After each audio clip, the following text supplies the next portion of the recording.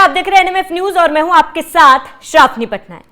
स्वतंत्रता दिवस के दिन जब प्रधानमंत्री नरेंद्र मोदी लाल किले से देश को संबोधित कर रहे थे तो उनकी कुछ बातें विपक्षियों को जमकर चुभी है। जब उन्होंने लाल किले से आरएसएस का जिक्र किया, आरएसएस की पहली बार तारीफ की, तो इस पर विपक्षी बिफरे हुए नजर आए। लेकिन अब विपक्षियों को आरएसएस के बड़े कार्यकर्ता राम माधव ने मुंह तोड़ जवाब दिया है। इसी पर आज हम चर्चा करेंगे, लेकिन उससे पहले आपको राम माधव का वो बयान सुनाते हैं। सर, अब आते हैं दूसरे मुद्दे पर, ट्रंप टैरिफ। एक ट्रंपियन टैरिफ का नाम इसको लोग दे रहे हैं। 50% टैरिफ ट्रंप ने घोषणा किया and 25% just because India is buying Russian oil. अब आज हमने रात को देखा कि कोई डील हो नहीं पाई, सीज फायर जो वो करना चाहते थे। उन्होंने खुद बोला कि हम रशिया के साथ बिजनेस कर रहे हैं, तो इंडिया को तेल खरीदने पर 25% का उन्होंने जुर्माना लगाया और खुद वो ट्रेड कर रहे हैं। डबल स्टैंडर्ड्स की बात है नहीं ना। मैंने पहले भी लिखा था कि ट्रंप जितना हम सरल मानते थे उतना सरल आदमी नहीं है। वो एक बहुत बड़ा ट्रांसैक्शनलिस्ट तरह का व्यक्ति है और उनके मन में एक बात स्पष्ट है, जो भी वो करे अमेरिकी अर्थव्यवस्था को ताकतवर बनाए, वो अकेला उनका लक्ष्य है। अमेरिका में समय समय पर ऐसा नेतृत्व आया। मुझे याद है कि वुड्रो विल्सन 1919 में उनका पराजय हो गया था चुनाव में, तो उसके बाद जो अमेरिका में नेतृत्व आया एकदम आइसोलेशनिस्ट बन गया, सबसे संबंध नाता सब तोड़ दिया, तोड़ के अपना विकास में पूरा लग गया। तो उसी दृष्टि से चलता रहा। उसी प्रकार के एक नेतृत्व है, वो दुनिया में केवल भारत को तंग नहीं कर रहा है। 21 देशों के साथ उनकी लड़ाई चल रही थी टैरिफ्स को लेकर। तो उनका एक स्टाइल है, उस स्टाइल के साथ कैसे निपटना है वो हमारी सरकार उसकी दृष्टि से काम करेगी। नहीं, लेकिन चाइना के साथ जो उनका घोर दुश्मन है उस पर ही एडिशनल टैरिफ नहीं लगाया गया, सेकेंडरी टैरिफ, बट हम पे लगा दिया गया। चाइना पर भी कई मामलों में हमसे बहुत पहले से कई प्रकार के प्रतिबंध लगे हुए हैं। उदाहरण के लिए उनका जो बहुत महत्वपूर्ण आवश्यकता है सेमीकंडक्टर चिप्स, उसके ऊपर कई सालों से प्रतिबंध लगा हुआ है। चाइना उनके टारगेट पर बहुत पहले से है, बट बात इतना ही है कि चाइना अपने ढंग से यूएस को हैंडल कर रहा है। चाइना के अपने कुछ स्ट्रिंग्स है, वो स्ट्रिंग्स को चाइना पुल करता है। उदाहरण के लिए चाइना के पास अमेरिका के बहुत बड़े पैमाने पर $3 ट्रिलियन के वर्थ वाले क्रेडिट सर्टिफिकेट्स है उनका। तो अर्थव्यवस्था इतना आपस में जुड़ा हुआ है, तो वो आपस में एक प्रकार का संबंध रखेंगे। इसलिए हर देश को ट्रंप से अलग अलग ढंग से हैंडल करना पड़ेगा। तो आपको लगता नहीं भारत कहीं ना कहीं कुछ विफल रहा है इसको डील करने में? इस तरह नहीं, बिल्कुल विफल नहीं है। हम इस परिस्थिति को कैसे हैंडल करें इसको ध्यान में रखकर कई कदम उठा रहे हैं। हम भी अपने आर्थिक व्यवस्था पर असर ना आए इसका ध्यान रखकर काम कर रहे हैं। बिल्कुल विफल, वैसे तो मैं वही कह रहा हूं ना, ट्रंप अनेक देशों के साथ इस प्रकार का व्यवहार कर रहा है। बहुत घनिष्ठ मित्र, एक साथ चलने वाले 5 आईज का हिस्सा है। ऐसा कनाडा के साथ क्या किया ट्रंप ने? तो इसलिए ट्रंप का एक स्टाइल है, उसके साथ निपटने का अपने ढंग से हम प्रयास कर रहे हैं। बहुत ट्रांजैक्शनल आपने कहा। बिल्कुल, वो ट्रांजैक्शनल व्यक्ति है। तो ये डोनाल्ड ट्रंप की तरफ से जो टैरिफ लगाया गया उस पर उन्होंने बयान दिया। उन्होंने स्वागत किया कि भारत की तरफ से जो कदम उठाए जा रहे हैं वो सटीक है और सही है। इसके साथ ही कांग्रेस को उन्होंने मुंह तोड़ जवाब दिया है। कांग्रेस जिस तरीके से प्रधानमंत्री नरेंद्र मोदी का विरोध कर रहे थे क्योंकि लाल किले में उन्होंने आरएसएस का जिक्र किया, उस पर राम माधव ने क्या कहा है, जरा वो भी सुन लीजिए। संप्रदाय विशेष, धर्म विशेष, राजनीति दल विशेष, किसी का विरोध हम नहीं करते हैं। इसलिए संघ सबको साथ लेकर चलने का ही प्रयास हमेशा करता है। राम माधव जी, अभी पीएम नाम ने तारीफ करी है कल, लेकिन पीछे कुछ अटकलें ऐसी लगाई जा रही थी कि बीजेपी और आरएसएस में कुछ अच्छा नहीं चल रहा है। इसको आप किस तरह से देखते हैं? ये तो अटकलें तो समय समय पर लगाए ही जाते रहते हैं। जब और कुछ मुद्दा नहीं मिला तो आरएसएस को चित्र पर लाया जाता है, पिक्चर पर लाया जाता है, कहा जाता है कि आरएसएस और बीजेपी के बीच में तनाव नहीं है। देखो भाई, आरएसएस और बीजेपी एक वैचारिक परिवार के संबंध में जुड़े हुए दो संगठन हैं। राजनीतिक दृष्टि से बीजेपी अपना काम करता है, राजनीति से बाहर समाज में सांस्कृतिक सामाजिक सेवा अनेक कार्य आरएसएस करता है। हम आपसी एक वैचारिक परिवार के नेता आपसी संबंध रखते हैं और उसमें किसी प्रकार का कभी उतार चढ़ाव तनाव कभी नहीं होता है। तो कोई मनमुटाव नहीं? बिल्कुल नहीं है, बिल्कुल कोई मनमुटाव नहीं है। तो राम माधव जी ने साफ कहा है कि बीजेपी और आरएसएस के बीच सब कुछ ठीक है। इसके साथ ही उन्होंने साफ कहा कि विपक्ष के पास मुद्दा ही नहीं है। जब मुद्दा नहीं होता है तो आरएसएस और बीजेपी के राव अलापती है विपक्ष। इसी पर चर्चा करेंगे। मेरे साथ वरिष्ठ पत्रकार पंकज प्रसून जी मौजूद है। पंकज जी, आपका बहुत बहुत स्वागत है एनएमएफ न्यूज पर। पंकज जी, जहां प्रधानमंत्री नरेंद्र मोदी ने आरएसएस का जिक्र किया, वहां विपक्षी काफी ज्यादा बौखला गए। उसके बाद उनका भी बयान सुना और उसके बाद राम माधव जी का भी ये बयान हमने सुना है। तो विपक्षी क्यों बौखलाए हुए हैं? अगर बीजेपी आरएसएस, क्योंकि जो विपक्ष लगातार आरोप लगा रही थी कि दोनों में खटपट है, वो खटपट कहीं खत्म होती हुई नजर आ रही है, लेकिन विपक्ष इससे क्यों बौखलाया हुआ है? नहीं, विपक्ष की बात नहीं है, वो तो अपना नैरेटिव करेंगे। जैसे आप किसी कांग्रेसी को या वामपंथी को सुनिएगा तो वो बताएगा आरएसएस मतलब क्या। वो बताया कि एक हिंदुओं का संगठन है जो मुसलमानों के खिलाफ है और इस संगठन ने गांधी जी की हत्या कर दी, और यही सब सावरकर और गोडसे वगैरह की बात करेंगे। मतलब एक कांग्रेस और वामपंथी आरएसएस को यही बताएंगे, ठीक है। लेकिन आरएसएस है क्या? क्या आपको पता है कि इस देश में 20 सबसे बड़े जो ब्लड डोनेशन कैंप जो चलते हैं, वो मतलब कैंप नहीं, एक तरह से ब्लड बैंक हैं, वो 20 सबसे बड़े ब्लड बैंक है, वो स्वयंसेवक चलाते हैं आरएसएस के। क्या आपको पता है कि सबसे बड़ा स्कूल का जो सीरीज है, जो गरीब लोगों के लिए, जैसे कि वनवासी लोगों को जो पढ़ाते हैं, जो आदिवासी लोग हैं ट्राइबल एरिया में जो काम कर रहे हैं, वो वनवासी कल्याण आश्रम, वो संघ का है। क्या आपको पता है कि देश का सबसे बड़ा मजदूर संगठन भारतीय मजदूर भारतीय मजदूर संघ जो है वो आरएसएस का है? क्या आपको पता है कि डॉक्टरों का सबसे बड़ा संगठन वो आरएसएस का है? आईटी प्रोफेशनल्स का सबसे बड़ा संगठन वो आरएसएस का है? सबसे बड़ा बिजनेसमैन का जो संगठन है वो संघ का है? विद्यार्थियों का सबसे बड़ा संगठन एबीवीपी वो संघ का है। अच्छा, तो आप बताइए श्रावणी, इतने सारे प्रोफेशनल्स, सारे आईटीएंस, सारे डॉक्टर्स, सारे ये स्टूडेंट्स, इतने बड़ा जो मजदूर लोग हैं, ये सब मतलब कि कम्युनल माइंड के हैं, मतलब वो सब मुसलमानों से हेट करने वाले हैं, इसलिए संघ से जुड़े हुए हैं। बिल्कुल डॉक्टर सारे सबसे बड़ा नहीं, सारे डॉक्टर्स बिल्कुल कट्टर हिंदू और मुसलमानों को मारना चाहते हैं, इसलिए संघ से जुड़े हुए हैं। या आईआईटी के जो उनके पास इतना दिमाग नहीं है, देश के लिए विजन नहीं है। विवेकानंद फाउंडेशन जो थिंक टैंक है जी, वहां वहां संघ के लोग जुड़े, उतने डिप्लोमेट्स हैं, रक्षा विशेषज्ञ हैं, वो सब कम्युनल है, बस हिंदू मुस्लिम करते रहते हैं, इसलिए वो जुड़े हुए हैं। तो आरएसएस को कैसे आप देखते हैं, उस पर बहुत कुछ डिपेंड करता है कि आप क्या सोचते हैं। एक आम आदमी जो कि एक कांग्रेस या कम्युनिस्ट होगा, बोले अरे वो सब तो बस ऐसे ही है। नहीं, आरएसएस का मतलब क्या है ना, राष्ट्रीय स्वयंसेवक संघ। तो स्वयंसेवक का मतलब क्या होता है पता है? जो स्वयं की प्रेरणा से कहीं कोई काम कर रहा हो समाज का। जैसे श्रावणी पटनायक यहां से गई और किसी एक बुजुर्ग को सड़क पार करवा दिया आपने, वो अपने स्वयं की प्रेरणा से किया। आप स्वयंसेवक हो, स्वयं से सेवा करने वाले हो। तो देश में अलग अलग वर्ग के अलग अलग लोग हैं जो स्वयं की प्रेरणा से देश का काम कर रहे हैं। कोई किसान है जो पता चला कि गांव को वो बेहतर बना रहा है, वहां पानी की सुविधाएं दे रहा है, वो स्वयंसेवक।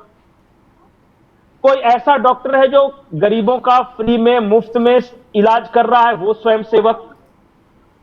जो कोई नया इनोवेशन कर रहा है आपकी जिंदगी को आसान बनाने के लिए, वो स्वयंसेवक।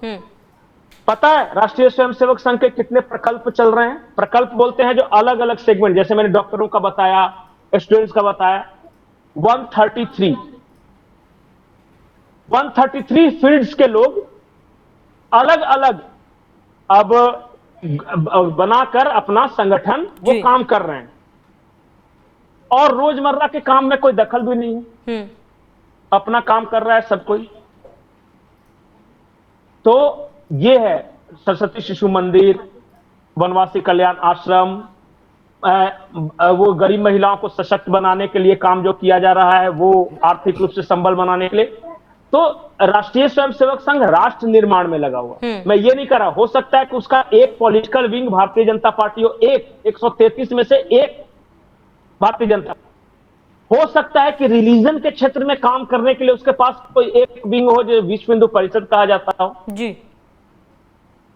ये इसलिए मैं कह रहा हूं कि बहुत पढ़े लिखे महीन और जहीन लोग राष्ट्रीय स्वयंसेवक संघ से जुड़े। अच्छा बताइए कि अगर सिर्फ कट्टर संगठन होता तो अटल बिहारी वाजपेयी राष्ट्रीय स्वयंसेवक संघ से निकलते क्या? उससे वैसी पर्सनालिटी, आडवाणी जैसी पर्सनालिटी, मोदी जैसी पर्सनालिटी आखिर उसी संगठन से ट्रेनिंग करके निकल रहा है ना, वो सिर्फ ऐसे ही कट्टर है और इतने अच्छे अच्छे पर्सनालिटी निकल रहे हैं वहां से नहीं, वो एक देशभक्त लोगों का एक समझिए कि अब बैठते भी नहीं है सब साथ में, तो सब अलग अलग प्रकल्प अलग अलग काम कर रहे हैं। बिल्कुल। तो ये तो राष्ट्रीय स्वयंसेवक संघ है। अब जो आइए अमेरिका और टैरिफ को लेकर, राम माधव जी जो बोल रहे थे, इनके खुद अमेरिका में बहुत अच्छे रिश्ते हैं, ये अमेरिका की कूटनीति को, वहां की राजनीति को बहुत अच्छा समझते हैं। ये खुद आदमी IITN है, इसने मैनेजमेंट IIM से किया है, इसलिए ये ऐसा नहीं कि स्वयंसेवक है कुर्ता पहन के बैठा हुआ है तो समझ जाए कि ऐसे ही भूंजा फांकने वाला आदमी है, वैसा नहीं है। तो ये जो बता रहे हैं वो ये कह रहे हैं कि जो डोनाल्ड ट्रंप के लिए उन्होंने ट्रांजैक्शनिस्ट एक शब्द लिया जी, जैसे बाकी नेता होते हैं ना, तो जो आमतौर पे राजनेता होते हैं वो व्यवहार मेंटेन करके चलते हैं। ये क्या करता है डोनाल्ड ट्रंप है ना, वो ट्रांजैक्शन सिर्फ देखता है, बिल्कुल।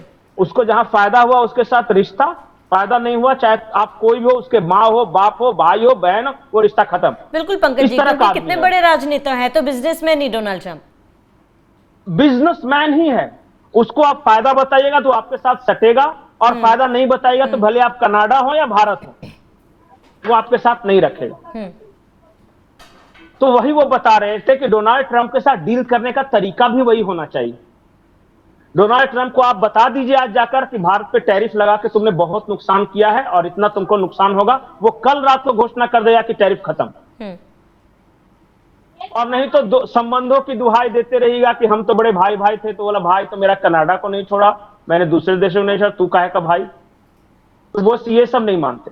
तो ये वहां पे बोला। और राष्ट्रीय स्वयंसेवक संघ की जो कांग्रेस का जो ये है, अच्छा बताइए, कांग्रेस खुद जानती है कि राष्ट्रीय स्वयंसेवक संघ क्या है, लेकिन अपने लोगों को अगर वही बताने लगेगी ना तो वो कांग्रेसी आधा स्वयंसेवक हो जाएंगे।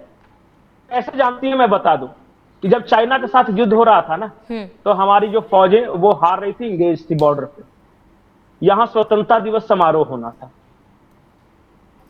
उस वक्त इंदिरा गांधी थी, नहीं उस वक्त 1962 में नेहरू जी थे, माफ कीजिएगा, नेहरू जी थे। नेहरू जी ने कहा कि बाकी सारी सेनाएं तो उधर है, यहां 15 अगस्त का कौन देखेगा। तो उन्होंने कहा कि एक ही संगठन देख सकता है, स्वयंसेवकों को उतार दिया कि भैया परेड वगैरह तुम करवा दो सारा जी। ये जवाहरलाल नेहरू ने चिट्ठी लिखी थी। महात्मा गांधी संघ के शाखा में गए थे और उन्होंने नोटिस क्या लिखा था पता है 1925 में, कि जिस संगठन के जूते भी डिसिप्लिन में बैठे हो ना लगा के, उस संगठन को कौन कहे। ये महात्मा गांधी कह रहे हैं, नेहरू जी कह रहे हैं। और आगे आ जाइए, ये जो भी आप कीजिए, जो भी आप बड़े, अभी प्रणब मुखर्जी गए थे लेटेस्ट, प्रणब मुखर्जी से ज्यादा बड़ा कांग्रेसी कौन, उतना विद्वान आदमी, बिल्कुल, जिसको संसदीय कानून की जानकारी नहीं है, जुबान पे थी, उनसे ट्यूशन लेने आते थे सारे नेता। वो राष्ट्रपति बनने के बाद संघ मुख्यालय गए, वो बेवकूफ आदमी है, वो ऐसे ही चला गया। बिल्कुल। तो ये जो कांग्रेसी एक है सतही लोग जो होते हैं, ऊपर ऊपर, जिनको कोई जानकारी नहीं, लेकिन वो दिक्कत कहाँ आ रही है? क्योंकि आपने कहा कि संघ के 133 अलग अलग क्षेत्र में जो है वो इन्वॉल्वमेंट है, काम कर रहे हैं, जन कल्याण के लिए काम कर रहे हैं और अपने आप काम में लगे हुए हैं। भले एक विंग जो है वो पॉलिटिकली एक्टिव हो, लेकिन बाकी जो तमाम विंग्स है वो अपने आप काम करने में, जिस बात का आपने जिक्र किया। तो इसमें विपक्षियों को क्या दिक्कत हो रही है? दिक्कत विपक्षी को क्या है मैं आपको बताता हूं। इस देश में जब आजादी हुई ना, तो यहां राजे राजवाड़ों की परंपरा थी। कुछ राजा लोग बच गए, जैसे कि मैं प्रधानमंत्री, फिर मेरा बेटा प्रधानमंत्री, फिर उसका बेटा प्रधानमंत्री और उसका बेटा प्रधानमंत्री, ऐसा रहेगा। ये अलग अलग राज्यों में भी था और केंद्र में भी था। केंद्र में क्या था कि जवाहरलाल नेहरू, फिर उनकी बेटी, फिर उनका वो इंदिरा गांधी का बेटा, फिर इंदिरा गांधी के बाद सोनिया गांधी, फिर ये चल रहा था। राज्यों में कैसा चल रहा था कि कश्मीर में फारूक अब्दुल्ला या मुफ्ती मोहम्मद सईद, ये दो परिवार ही शासन करेंगे, तीसरे का कोई विकल्प नहीं। यूपी में मुलायम सिंह यादव रहेंगे, हरियाणा में चौटाला का परिवार रहेगा। ये अलग अलग जगहों पे, जैसे कि अब आज बिहार में लालू का परिवार रहेगा, तमिलनाडु में स्टालिन का परिवार रहेगा, ये तेलंगाना में तेलंगाना राष्ट्र समिति वाला परिवार रहेगा, आंध्रा में रहेगा वो वाईएस राजशेखर रेड्डी वाला। तो ये 15 परिवार थे जो पूरे देश पे राज कर रहे थे। डर शुरू से यही है कि एक ऐसा संगठन जो यहां के लोगों को अगर नेतृत्व उभारना शुरू कर दे और बिना बैकग्राउंड का कोई आदमी आके अगर अच्छे अच्छे पदों पे बैठने लगे, तो उन राजाओं का क्या होगा, उन 15 परिवारों का क्या होगा फिर। जैसे मैं आपको उदाहरण बताता हूं, उड़ीसा के मुख्यमंत्री मोहन मांझी, उनका कोई बैकग्राउंड नहीं, उनके बाप दादा कोई मुख्यमंत्री प्रधानमंत्री नहीं रहे। छत्तीसगढ़ के विष्णु सरसाय कोई नहीं रहे। मोहन यादव कोई नहीं उनका बैकग्राउंड। राजस्थान के भजन लाल कोई बैकग्राउंड नहीं। उत्तर प्रदेश के योगी आदित्यनाथ कोई बैकग्राउंड नहीं, उनका बाप दादा कुछ नहीं। बिल्कुल। ये हेमंत विश्व शर्मा कुछ नहीं। मतलब अब ऐसा नेतृत्व ये उभार के लाकर बैठा दे रहा है जिसका बैकग्राउंड कोई नहीं है, बाप दादा नहीं है। तो जो राजा और राजवाड़े और उनके चमचे हैं वो तो गाली देंगे ना। बिल्कुल। वो तो कहेंगे कि संघ से दूर रहो, संघ आ जाएगा बस देश बट जाएगा। अब समझ में आया, जितने नेतृत्व आए हैं। मोदी जी को देखिए, मोदी जी का बाप दादा क्या कोई प्रधानमंत्री राष्ट्रपति था? कोई नहीं, नहीं था। ये द्रौपदी मुर्मू के बाप दादा क्या राष्ट्रपति प्रधानमंत्री थे? नहीं ना। तो एक आम जनता के बीच में नेतृत्व उभार कर उसका एक इस तरह का कैरेक्टर बनाकर उसका निर्माण करके बैठा देना देश को दिशा देने के लिए, यह संघ का कार्य है। और संघ का कार्य का विरोध कौन कर रहा है? वही राजे राजवाड़े कि मेरे पिताजी प्रधानमंत्री, मैं प्रधानमंत्री, मेरा बेटा नहीं बन सकेगा तो लोकतंत्र खतरे में है। वही कह रहे हैं ना, लोकतंत्र खतरे में जी। जबकि वोटिंग परसेंटेज बढ़ गया, ज्यादा लोगों का पार्टिसिपेशन बढ़ गया। अब जो दलित आदिवासी जितना लाइन में लग के वोट देते हैं, पहले नहीं देते थे 90 से पहले। सच्चाई है कि नहीं है? बिल्कुल। उनकी आर्थिक स्थिति जितना इस देश में दलित आदिवासी महिलाओं की आर्थिक स्थिति 90 के पहले जितनी खराब थी, आज उससे कई गुना बेहतर है। तो भाई इनकी आर्थिक स्थिति बढ़िया हो रही है, इनका पार्टिसिपेशन बढ़ रहा है, तो फिर लोकतंत्र खतरे में अब कैसे आ गया? पहले नहीं था जब बैलेट बॉक्स लूट लेते थे। बिल्कुल। तब तो लोकतंत्र ठीक था। ये है, समझना होगा इस चीज को। और उन्होंने एक नैरेटिव बनाया था कि इस देश को चला सकता है तो गांधी परिवार ही चला सकता है, और राज्यों को चला सकते हैं तो वो परिवार ही चला सकते हैं। अब लोगों ने देख लिया कि नहीं भाई, उससे बेहतर कोई दूसरा चला सकता है। ये खतरा है, इसलिए वो आरएसएस को गाली दे रहे हैं कि यही वो संगठन है जो इस तरह के लोगों का निर्माण कर देता है।